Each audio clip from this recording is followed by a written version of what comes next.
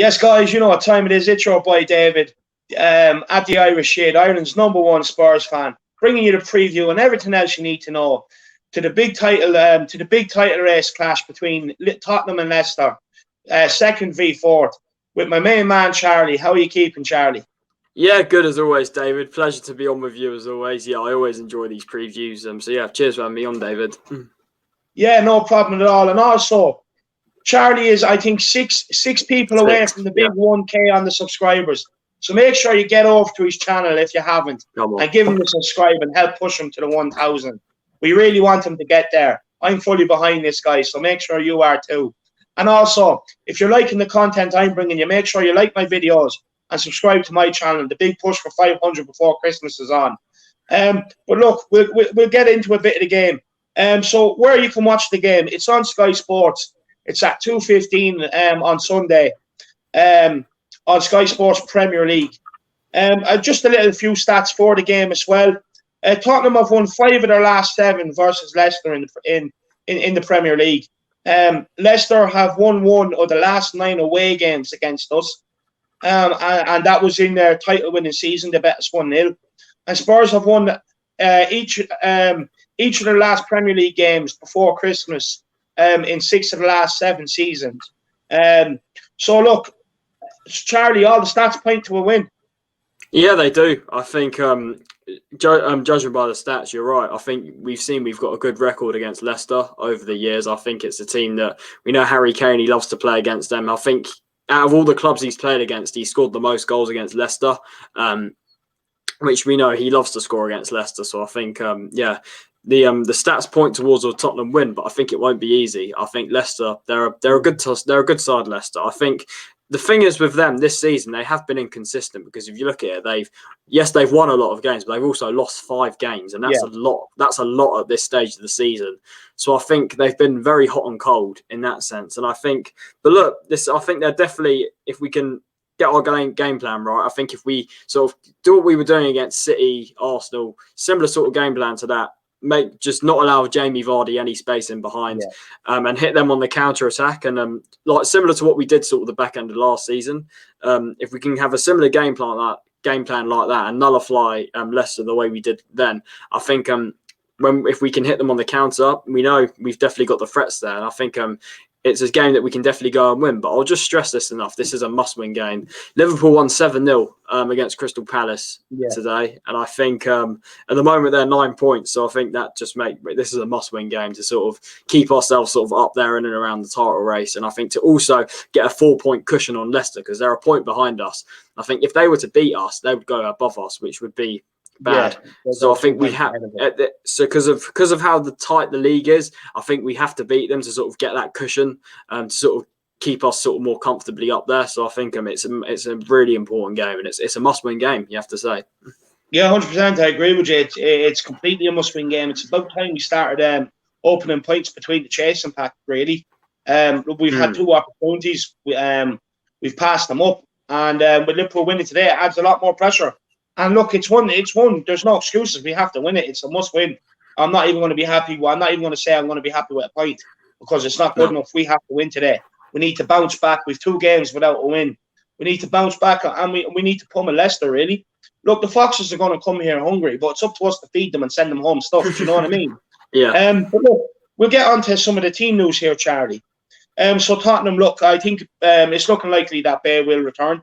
And then Tanganga and Lamela are out, so not really much news on the front there. Lamela, look, Marino said he's nowhere near being fit for this game. Tanganga is injured as well. Bale, we'll probably see him on the bench, won't we? Yeah, I think he'll be on the bench. I think we'll get onto our predicted lineup soon. I'm assuming, David. We'll do that later on in the preview. But I think we'll see Bale back involved, back on the bench. Yeah, you'd probably say so. Yeah, 100%. And then for Leicester, Castagna is back, Amartey is back, and Evans is back after suspension. He missed the game during midweek. He's back after suspension. But Soyuncu and Ricardo Pereira are out, 2 of the biggest defenders. So look, surely these are here for the taking. Yeah, I mean, you look at Soyuncu, Pereira, these guys, they were, in sort of the first half of last season, they were sort of massive parts of their team. And you've seen maybe the reason why they dropped off so much was because of sort of injuries and stuff. But you have to say, overall, so far this season, they've coped with injuries pretty well because they're sort of fought up there in and about. So they're about fourth in the league. So they've definitely coped with it well this season. But I think in terms of their positions, like I think at left back, I think you have possibly Fuchs playing there. I think if Fuchs plays there, he's a guy, he's getting on. He has done a decent job for them there, but I think he's definitely a guy in terms of pace we can expose him on the counter attack. I really, really do fancy someone like Son up against someone like Fuchs. So I think there's definitely areas in there. You look as well, Johnny Evans, a guy who's a good defender. I've always liked Johnny Evans, but the thing is, he's a guy, again, getting on and just doesn't have a lot of pace. So I think we can definitely expose that. But you look at as well, Fofana, he's been phenomenal for them. Fofana, he's been a really, really good signing for them. So I think he's a guy, a really good defender, which hopefully we can get the better of. But on the counter, if we can keep Vardy quiet, that's the key in this. I think we have to sort of keep a low block defence, because I think if you allow Vardy space in behind, then we could sort of be exposed to sort of the... Yeah, sorry? He'd kill us. He'd kill us. Yeah, if you allow him behind.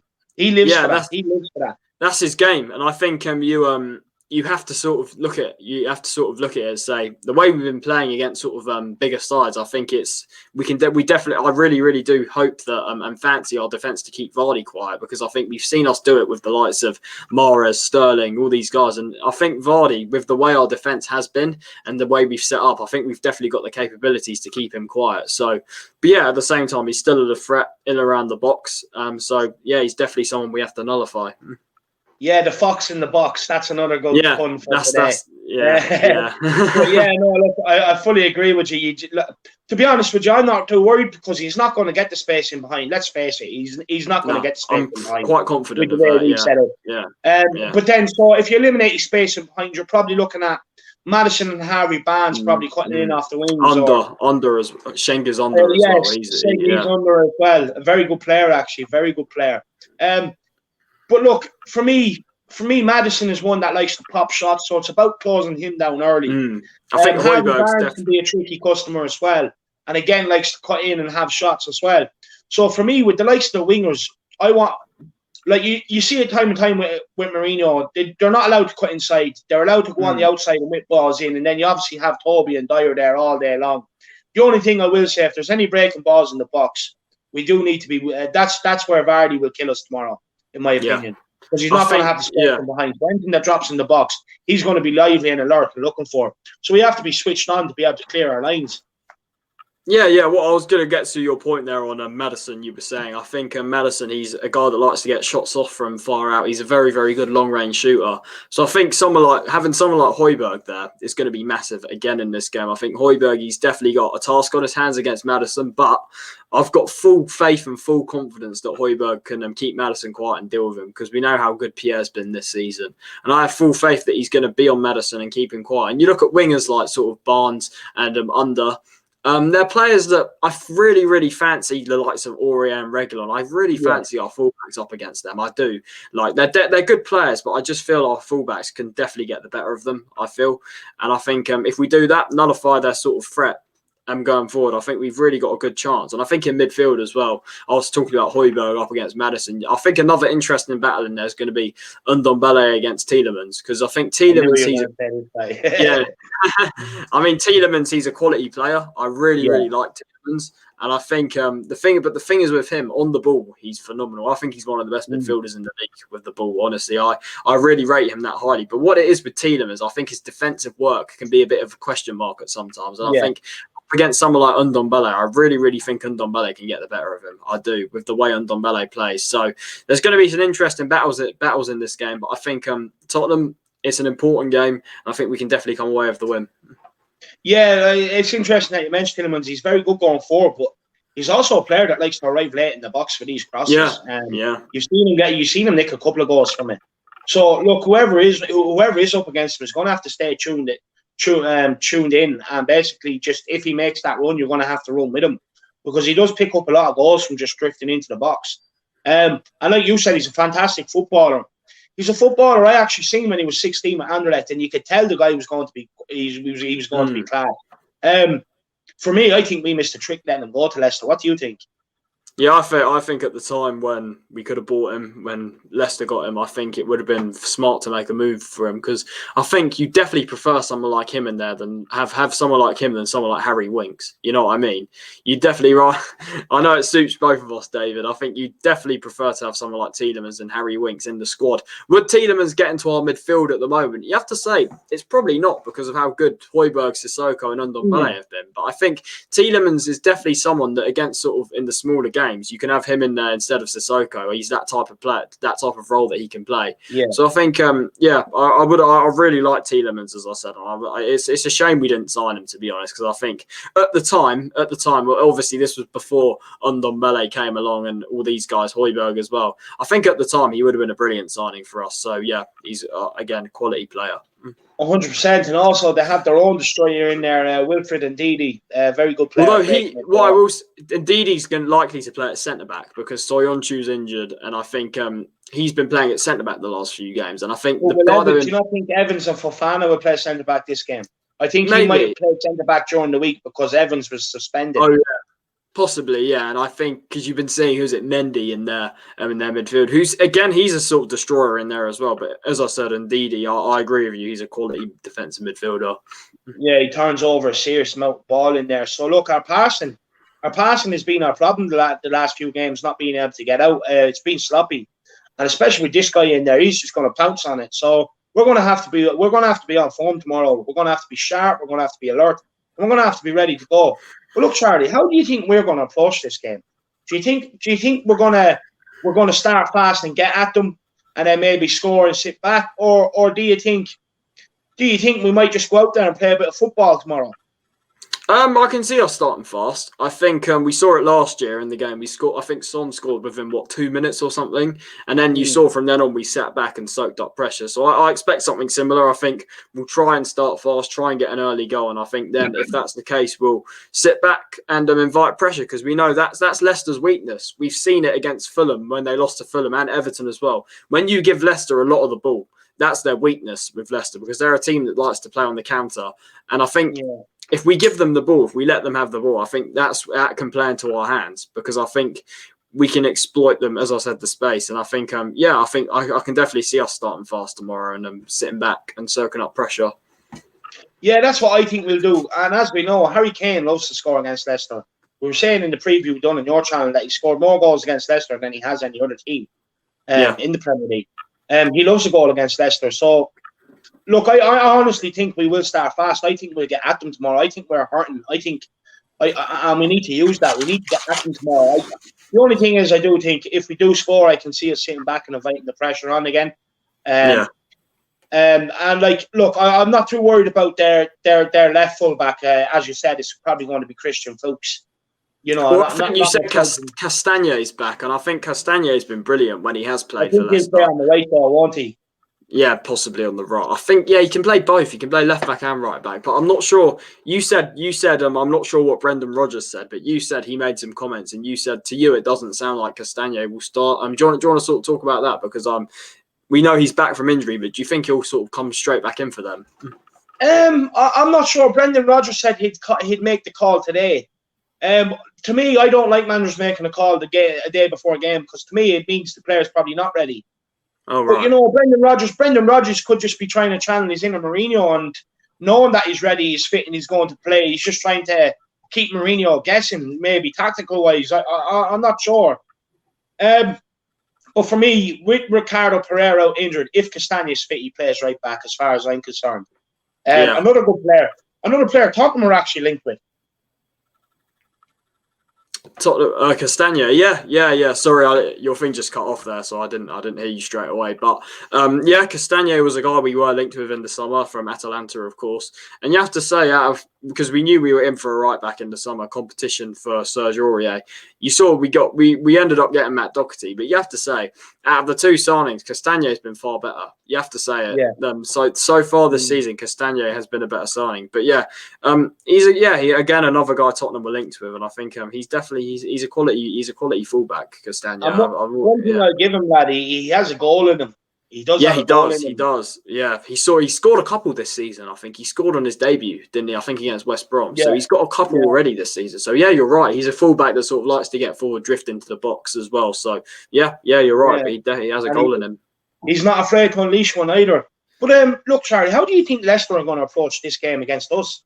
Because as we know, Brendan Rodgers likes to sit back and play counter as well, and it suits them to do that. Like you said, when they're on the front foot, they're not comfortable. How do you think they're going to approach this? I think you could. It's hard to say really because of the way we're going to approach it. I think it will be weird because if both teams approach it in terms of not wanting the ball, it'll be a dull game, won't Yeah, it? Like, so it's hard to say. And I think Leicester. I think again, like last year, we'll give them possession. Literally, we'll pretty much give them possession.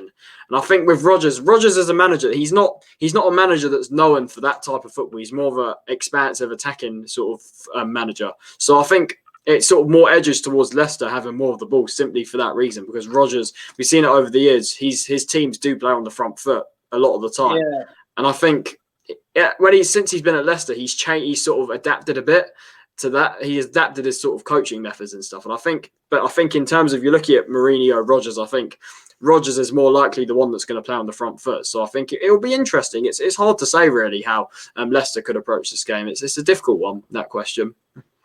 yeah. Look, knowing Brendan Rodgers' teams, look, at the end of the day, he's been hurt by Mourinho before. I thought I'd get this one in again because I hate Liverpool. But don't forget the Gerrard stick where Demba Ba went on and scored. Mourinho literally just parked the bus that day. So it's hard to know whether Brendan Rodgers is going to fall into the same trap again, really. But look, I think Mourinho is better than Rodgers, and it probably will turn out that Leicester will have more of the ball and we'll look to counter. And it's probably not the way Rodgers wants the game to go, but look, I think it is the way the game will go. I think I think so. Obviously, to our game plan, an early goal is crucial to the way we play. And look, you've seen it time and time again this season. And like we said, Kane loves a goal against Leicester. Son also likes a goal against Leicester. So I think we will score early, and then we'll just sit back, soak up the pressure, and try and catch them on the counter. But as we know, it's a dangerous game to play. We got caught out against Palace. We got caught out against Liverpool, So look, we'll see how it pans out. But look, Charlie, where do you think their weaknesses are that we can exploit to home in this game? As I said before, I think if Fuchs plays, I think he's, again, in terms of the lack of pace, I think that's definitely the main one in there. You look at it as well, it depends, because Leicester, they've sort of been interchanging between two different formations. They sort of play with a back three sometimes, but sometimes they play with a four. So I think even despite whichever one they play with, I think in terms of their fullbacks, like Justin, who he's a fullback that likes to get forward. I think that space he'll be leaving a lot of space in behind there. So I think that's another weakness, space in behind the fullbacks that we could exploit for them as well. Because I think Justin, I've said it since he sort of come into the Leicester team. He's a good right back, James Justin, but I think he's again similar to Trent in a way that he likes to get forward, and I think there could be space for us there to exploit. So I think sort of the lack of pace at the back with again Johnny Evans as well, hopefully. So I think there's definitely weaknesses we can exploit in that Leicester team, and I'm sure Mourinho's going to identify them. We know what he always does. Yeah, the man just has it up here. He's a genius. He knows every team's weakness. I wish he could tell me. We only call it on what we see. But for me, Charlie, I think their biggest weakness will be if we can turn the ball over a bit higher up the field, say in midfield, and then get a quick ball in, keep Son and keep Bergwijn up high on the wings, and get the ball in behind. Because once we know, like if that ball is put in behind Johnny Evans, there's only going to be one winner. You know what I mean? Yeah. Or as well, like for me today, or for me for the game tomorrow as well. I don't know about you, but I want to see Harry Kane kind of stick up onto the centre backs this game because against Liverpool, drag them out. We had no out ball. Yeah, I agree. I think I'd like to see Kane sort of drag some of the centre-backs out, like Johnny Evans in particular. If he can drag him out, I think if you can let Son in behind, I think as you said, there's only one winner. But I think if you can maybe even, you look at someone like Fofana, who's, as I said, he's been brilliant for Leicester. He really has been good. And you look at someone like him, it was him and Saliba at St Etienne, and Saliba was meant to be the better of the two. But look at it's gone the complete other way. Fofana's gone to Leicester and he's been phenomenal. But you look at Saliba, can't even get a game for Arsenal. Yeah, exactly. Yeah, it's just what Arsenal does to you, isn't it? Like, so I think, so I think Fofana, he's a guy that if we can drag him out, then I think there could be some space there. So I think, it'll be interesting. It really will. It'll be an interesting game, that's for sure. Yeah, 100%. Now, just before we get on to our predicted 11, is there any chance you'll be able to get up that and add it to the stream? Yeah, I'll do that. Yeah, that's perfect. So look, before we get on to the predicted 11, I like to do a thing where it's key battles to look out for. And for me, it's the midfield battle again tomorrow between Højbjerg, Sissoko, and Ndombele against probably Wilfred Ndidi, Tielemans, and Madison. Madison. You know, that's going to be a tremendous battle. That is going to be a great battle. But as well, for me, the key battle tomorrow will be Harry Kane probably up against Johnny Evans and Fofana. As we know, the guy likes to score against Leicester, and the spaces are there for him against Leicester. They usually are. And for me, look, Harry Kane is going to be G'd up for this one. He's going to be right in to go. He knows he was very disappointing against Liverpool, and for me, we need a massive game out of him today. And then I think Leicester's right hand side as well is going to be strong. We know that they like to overload that side as well. So for me, look, we need a massive game out of Reguilon tomorrow as well. I'm not too concerned about Aurier. Aurier, for me, has now become reliable. And just to get our centre backs, basically, any ball that comes into the box, be aware of the Vardy threat, the fox in the box, and deal with it. Deal with it. And for me, I think they're going to be looking to probably exploit us from set pieces tomorrow as well. And we know Maddison and Barnes can fucking take them. So we're going to have to stay strict on it. Our weakness. That's a worry as well, because if we don't win this game tomorrow, we're going to be sitting here talking about the same thing again. I can guarantee you. That's what we're saying, that it's a must-win game. It's so important to we have to get that cushion on Leicester, if you know what I mean. We have to get that cushion on sort of the chasing pack. And I think you say about set pieces, you've seen it. Teams are starting to target that now of us, and it's really something that I just hope that fixes itself tomorrow, because I think even from corners and stuff, they're a big threat. You got Johnny Evans in there, you've got Fofana, you've got some other guy. I know Wes Morgan probably won't play, but they've got some big lads in there, Leicester. And I think that's something. And you look at Maddison from free kicks; he's a guy that can hit them.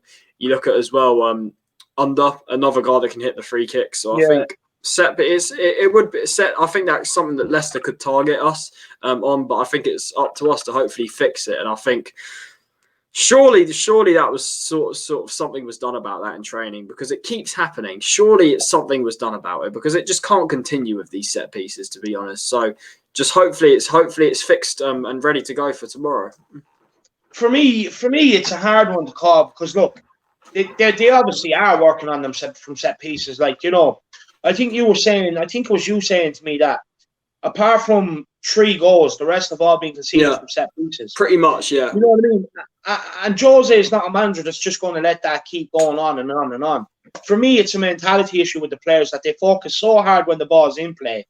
As soon as the ball goes out of play, they think it's a bit of a breather. And we just get caught. It's not good enough. The players are going to have to stay switched on, because it's an area where teams are going to be looking to exploit against us week in, week out now until we get it sorted. It's as simple as that. Players that we have to keep quiet from Leicester, for me, Jamie Vardy, although I'm confident enough we will keep him quiet. Call me mad. I am as well. Yeah, with the way our defence has been, the way our centre-backs are compact, I think. And you look at over the years when Vardy has played against us. Yes, he has scored quite a few goals against us, but you have to say his overall game hasn't been as effective as it has been against, let's say, sort of other sides as well, and against Arsenal and stuff, let me add. So over the years, we've done pretty well to keep Vardy sort of limited over the years. So I have confidence. I really do. Yeah, and then for me, Maddison is kind of what makes them tick up there. He's their creative spark, same as Harvey Barnes and Under. So for me, they're kind of the 3 players that are going to be crucial for them tomorrow that we have to keep quiet. But I'd be confident we will. Look, Aurier's been class, Reguilon has been class, Højbjerg's an absolute destroyer. And Sissoko, Dennis the Menace also likes to get in there and mix it up with them. So look, I honestly think we will win this tomorrow. I'm confident. But look, are you ready for the predicted lineup? Yeah, let's go. Yeah, I'm ready. It's not there to add, Charlie. Oh yeah, I'll share my screen now. I'll share it. Yeah. So obviously, there's only Watch. Yeah. Here we go. So yeah, we got it on the screen now. Yeah, David, do you want to take it away? Yeah. Look, it should already be up there. It's Hugo Lloris, lad, isn't it? Yeah. Captain Hugo in goal, as always. Just trying do you know what, Charlie? Actually, we'll share this little bit of information we talked about off screen yesterday. I don't know if you remember or not, but if you do, I'll let you take it away. Why has he been so good this year? Well, my theory is that we know Lloris has always been a fantastic goalkeeper. But I think under Jose, the reason why he's sort of taken his game up another level is because I feel under Jose, he doesn't have the responsibility of using his feet as much as he did under Poch. Because we know Lloris, his weakness is sort of with the ball on his feet, and under Poch, he had to sort of pass out a lot, and he always had to sort of use the ball with his feet. But under Jose, he's not required to do that, and I think his game's. Mourinho's simply sort of simplified his game in a way.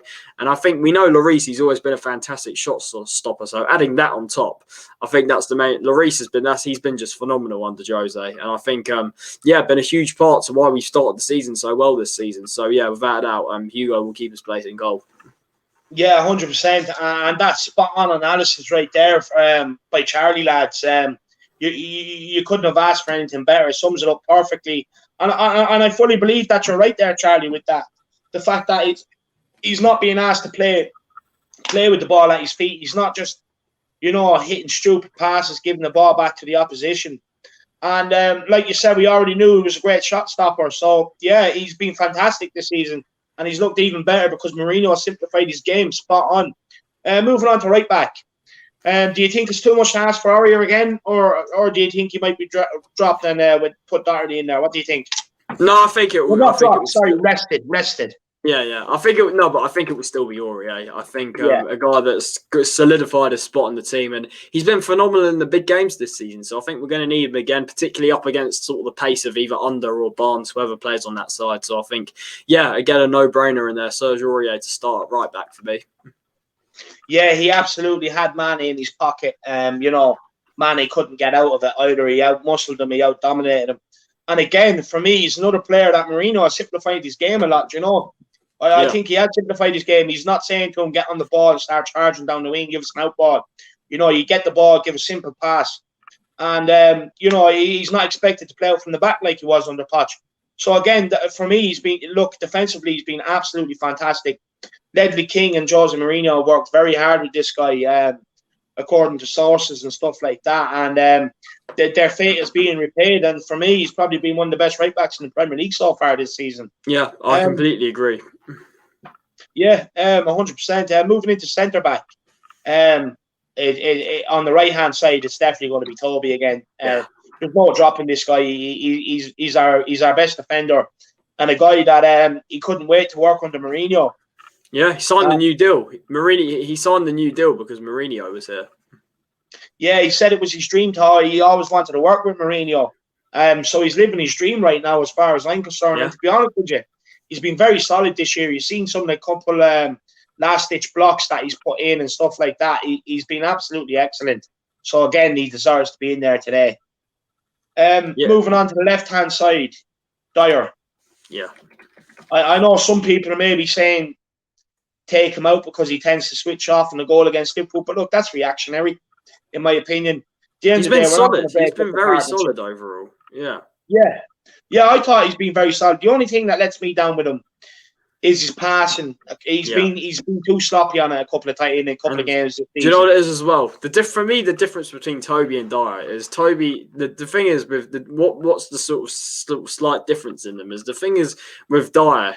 He just has, just that brain fart. You know what I mean? Yeah. It just makes me laugh whenever I say it. But with Toby, he's always very positionally aware, which is what he's really good at. Toby, that's one of his main strengths. I think that goes underrated a lot. His positional awareness is second to none with Toby. But I think with Dyer, it's a little bit less in terms of he's not as good as positionally aware as Toby and as well. And that's sort of maybe what causes the brain farts with Dyer because it's just it's just that word, the brain farts with him. But you have to say, overall this year, he's cut them out. he has cut them out for large majorities of it. But the thing is, like sort of against Liverpool when he sort of went down for the corner, they just keep coming back every so often. And I'm just hoping that they don't come back again on Sunday. So, but yeah, overall, he has ironed them out of his game overall. But I think there's still something there a little bit. So that's the only thing I worry about with him. Yeah, if he could cut out their mistakes, he probably could go on to be one of the Premier League's best defenders, in my opinion. He has all the attributes. And the reason why you see him in there as well is because if you go back and watch the documentary, one of the coaches was sitting in Mourinho's office and he said that when he asked all the players who's kind of up to fight for the team and all, they all said it's only Eric Dyer, like he's willing to, be aggressive and fight for other players and stick up for them and all. Which I thought was very interesting because it shows the mentality of the guy that he fits perfectly into a Mourinho team. And then it kind of also shows the mentality of the Pochettino team, in my opinion. But look, we'll move on to left back. For me, Reguilón has to be back. It has to be back, Charlie. What do you think? Yeah, I agree. I think you have to put Reguilón back in. Surely after having him on the bench against Liverpool, surely that means he's saving him for this game because, we need Reguilón. We really do up against either like Under or Barnes, and I think he's definitely going to be an important outlet on the left-hand side as well. So I think, for me, Reguilón has to come back in there. He's our number one left-back at the end of the day. He is, and he's one of the best in the Premier League. So I think, 100% Reguilón comes in at left-back. Yeah, he's one. I was very surprised I was surprised to see him dropped against Liverpool, to be honest with you. Look, I'll give it to Ben Davies. He came in defensively, he was great. But as soon as he got the ball, lads, he just gave it straight back to Liverpool. And this is why you see us just building pressure, because players like this, they're just not good enough on the ball. They're not confident enough on the ball to be able to play out and get that counter-attack going. So that's why you've seen the pressure we did against Liverpool, because I'm telling you now, go back and look at the game. Anytime he got the ball, he hoofed it long to the centre-backs, and then obviously someone had a word with him, told him not to. Then he tried to find Bergwijn, and at one stage there he passed it, the ball came back to him. He passed it, went to a Liverpool player, the ball came back to him. He went to pass it to Bergwijn again and missed his man again. Like at the end of the day, he's not good enough. At least with Reguilón, he can get on the ball, he can drive at players, and he gives you an out ball. And Reguilón's a quality left back. He is. He's a quality left back. So without a doubt, Reguilón comes back in for this one. Absolutely quality, and plus his pace is going to be crucial against the likes of Under Justin James or whatever you call that twat. Moving to midfield, it's the general. It's Pierre-Emile Brickhouse, the destroyer. I love this guy. And you can see his shithouse tactics in full effect against Liverpool as well. Even rival oppositions are starting to like this guy. Yeah, they are. It looks like he's been amazing since he's come in, hasn't he? 100%. And I think he's going to be crucial in that battle in the midfield with the likes of Tielemans and Maddison and stuff. So, a huge part to why we've been overall really good this season. And I think, without a doubt, for me, the first name on the team sheet. And I think, he keeps his place without a doubt. 100%, and he's definitely a captain in the making, this guy, and his mentality as well. It's next to none. It's class. Fantastic. We'll start with the right-hand side because there's probably going to be no debate here. It has to be Sissoko, surely. Yeah, Musa Sissoko. Again, another player that's important in big games, and he's been phenomenal in big games. And I think, he's going to be his strength, his physicality is going to be so crucial in this game to hopefully win that midfield battle. Yeah, 100%. And also another guy we were talking about how Jose Mourinho has simplified his game. Like under Pochettino, he's expected to kind of get the ball and, be technical on it and drive at teams. Whereas Mourinho sends Dennis the Menace around the field, put your foot in and eye players, out-muscle them, just be there in front of them, breathe on them, whatever you have to do. But he's also been very good on the ball. Like when he gets the ball now, he just plays a simple pass and then he shows for it, And it's when he's doubled up with Aurier, and that's another reason why Aurier has looked so good, because he's had Sissoko down that side helping him an awful lot. So for me, he's been absolutely excellent this year. He's a player that doesn't get too much praise from the fan base, but people like me and you see what he offers, and he's been class in there this year. Yeah, I completely agree, and I think we're going to need him in this game. I'm 100%. Now, the left-hand side of the midfield, Charlie. Yeah, who are you on? I said Ndombele in my predicted lineup, so I think because Lo Celso played against Liverpool, I think Ndombele comes in for this one. You'd think? Yeah, for me, I'm going to go Ndombele as well because look, Lo Celso just didn't work against Liverpool. Marino tried him in the middle and then tried Højbjerg going out to help Davies and Sissoko going out to help Aurier and that. And it just didn't work. Like, you know, he kind of let their players run at our defence, which caused us problems in the first half. Then the second half, he moved them out to the right-hand side. For me, it is something I have said I want to see. But I also did say that wasn't the game. Yeah, it wasn't the game to do it. But it just didn't work. It just didn't work against Liverpool. He got hauled off, and rightly so, in my opinion. So for me, it was his opportunity to try and look. I know he got the assist against Liverpool, but Ndombele gets us assists, and he does more in the midfield. And for me, he missed the chance. He didn't take it, and that's why we're picking Ndombele. Yeah, I think he comes back in for this game. Ndombele. Overall, we know he's been phenomenal this season. So, yeah, without a doubt, Tanguy comes back in for this game. Yeah, head and shoulders above everybody. You see White bouncing off him in the middle of the park. He does a step over and sends 2 City players for the train. You know, he's class. I love him. Moving on to the left hand side. Look, it's the one and only. There's no debate. So the only debate I'd have is that if Bergwijn starts, do you think we see him on the left and Sonny on the right? I think you'll see it change throughout the whole game. I think you'll sort of see them like switching, to be honest. Yeah. I think that's what you'll see. Yeah. But anyway, there's only one. I think it's the Puskas Award, isn't it? Yeah, Puskas Award winner. Yeah. He absolutely destroyed Burnley. So let's see more of that, Sonny. I love you, man. So let's get another one. Moving into the striker, it's Harry Kane all day long. Again, picks himself.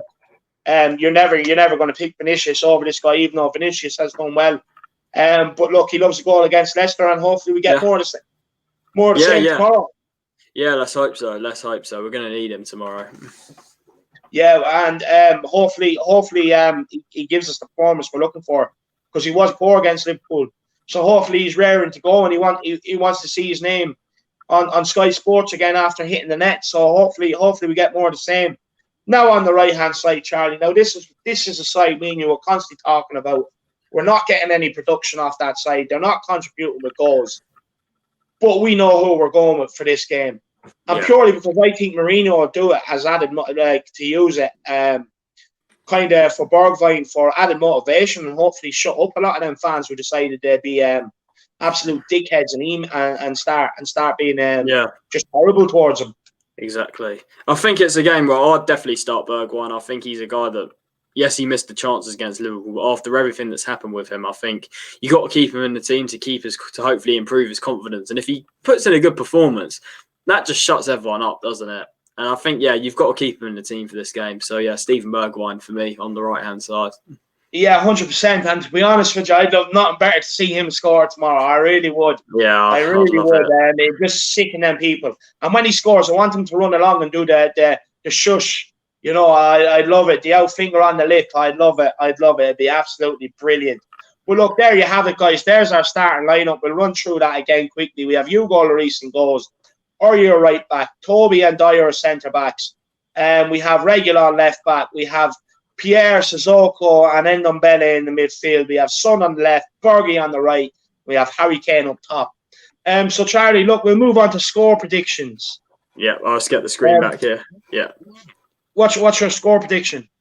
So it's an interesting one. We said it on our stream yesterday. I'm going 3-1. I think I am confident for this game. The way we like to set up against and the way Leicester sort of play. I think I'm going 3-1. I think it's a game where if we get it right, if we don't make any mistakes, keep our concentration and take our chances, I think it's a game that we can definitely win. And I think I fully expect us to bounce back. I fully expect us a reaction after not winning our last 2 games. I'm confident that we are going to do that. So I'm going 3-1 Tottenham. Yeah, for me, I'm also going to go 3-1. It's a game we do need to bounce back. We've been hurt. We're hurting at the minute, and we need that win. It's crucial. For me, I'm going to go Harry Kane to score 2, and Bergwijn to nick 1. I'd love it. Yeah. Who's your goal scorers? I'm going the same. I know. I'm going Harry Kane 2. I'm going Bergwijn 1, and I think for Leicester, it's going to be if Leicester score, it'll be Vardy. He always scores against us. But hopefully we do keep another clean sheet. But I'm going 3-1. Kane to score 2, Bergwijn to get 1. Yeah, 100%, 100%. But look, there you have it, guys. I hope you enjoyed everything. Don't forget to like and subscribe to the channel. Your support is greatly appreciated. And I'm going to leave you in the words of Josie on Birdvine this week. What was it? We lose, we win, and we draw as a team. Yeah. Together. Marcelo's words as well. Yeah, Marcelo's words as well. In Josie we trust, and come on, you Spurs. Come on, you Spurs. Oh, Jesus, what happened there, lad?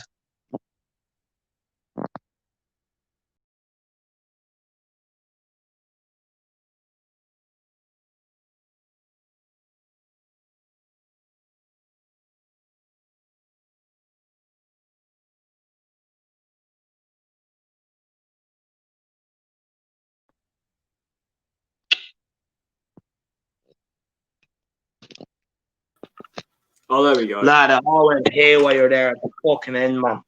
What? What's going on? I don't know, lad. Yeah, it's weird. It stopped recording the whole lot, lad. The whole it's still live. It says literally, like, it's weird. We're still live, so if you press, yeah, I don't know, lad. Yeah, wait, press stop recording again. See if it press the button.